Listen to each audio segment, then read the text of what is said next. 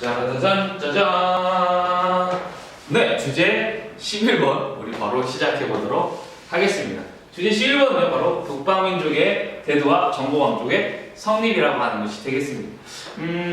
아마 여러분들이 세계사 영상 중에 가장 짧게 끝나지 않을까 생각되어지는데요.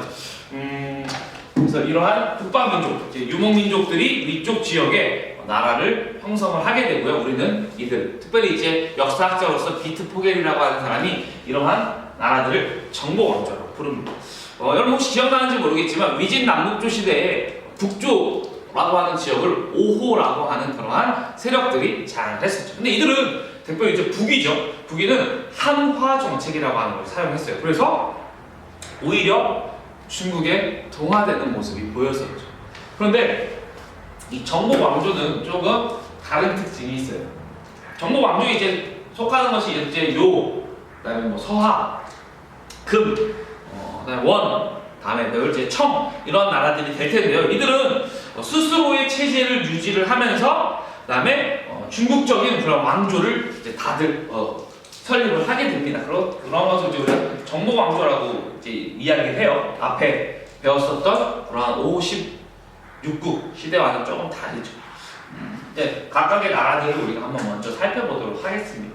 먼저 요 나라를 한번 살펴보죠. 요 나라는 이제 거란이라고 하는 민족이 916년에 통일되어 만들어지게 됩니다. 거란은 이제 한국사에서도 자주 나오죠.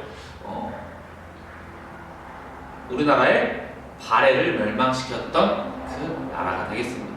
물론 이제 뭐 고려랑 막 해가지고 전쟁이 막 서해에 외교간판 나오고 혹시 기억나나요? 그 나라가 바로 이 거란이죠. 거란이 우리나라도 그렇게 쳐들어올 정도로 굉장히 성장을 하게 되는데요. 그런 거는 이제 나중에 한국사 시간 기억하시면서 다시 공부해 보시고요. 오늘은 세계사니까 세계사에 초점을 맞춰서 공부를 해보도록 하겠습니다. 거란이 통일을 하고요. 발해를 멸망시킵니다. 그리고 중국 지역을 공격하게 돼요. 중국에 연운 16주라고 하는 곳이 있어요. 이 전까지는 유목민족들이 차지하지 못했었던 그러한 이제 만리장성 이 남지역의 16주 지역을 바로 이 요나라가 차지를 하게 됩니다. 다시 한번 만리장성이 있었잖아요 그동안. 그래서 유목민족들이 내려오지 못했단 말이에요. 근데 이제 처음으로 거란의 민족들이 만리장성 이남까지 밑에 지역에 내려와서 바로 연운 16주 지역을 차지를 하게 된 거죠. 이때의 시기가 바로 다 송나라 시기입니다. 송나라가 문치주의로 힘이 약했었죠. 그래서 결국에는 그 연운 16주를 거란에 내주고 이제 맹약을 맺어서 전쟁이 멈춰지게 되죠. 이 거란은요, 그러니까 거란은 이제 유목민족들이 다스리는 곳과 이 연운 16주까지 차지했잖아요. 이 거란의 통치 시스템이 굉장히 중요한데요. 거란은 이중 통치 체제를 사용을 하게 됩니다. 바로 뭐냐면 북명관제와 남명관제라고 하는 건데요. 거란이는 북명관제라고 하는 것을 통해서, 그 다음에 그 한족 중국인들은 남명관제라고 하는 시스템을 통해서 두 개의 다른 시스템으로 다스리겠다라고 하는 겁니다.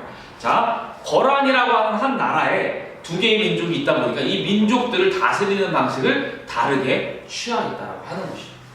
그리고 자신들의 문화를 잘 지켜내기 위해서 거란문자라고 하는 것도 사용을 하게 됩니다. 요거 포인트를 맞춰서 잘 알아두세요. 공통점들.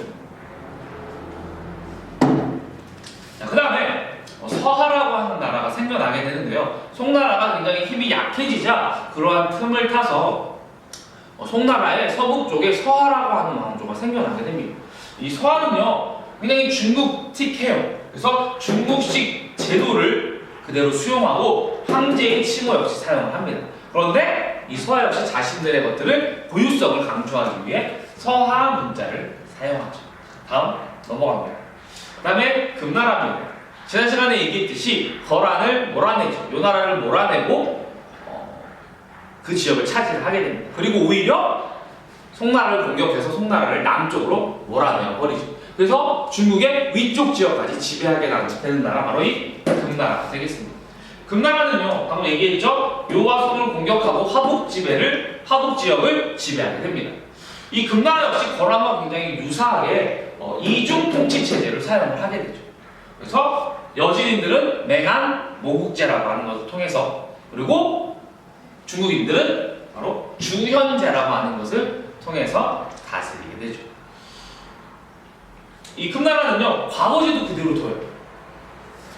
그래서 한인들을 아마도 회유하기 위해서 그러지 않았을까요? 그래서 과거제를 그대로 해서 한인들 일부들을 이제 중앙에 관리로 등용시키고요. 또한 여진인만 또한 특별히 시험 보는 과거제가 있었어요. 그들도 이제 관리로 등용하기 위한 것이었겠죠. 이들 역시 거란 서와 마찬가지로 여진 문자를 제정했었고요. 결국에는 금나라 역시 더 강성해진 바로 몽골에게 멸망을 당하게 됩니다. 우리는 지금 요나라, 서하, 금나라에 대해서 살펴봤었습니다.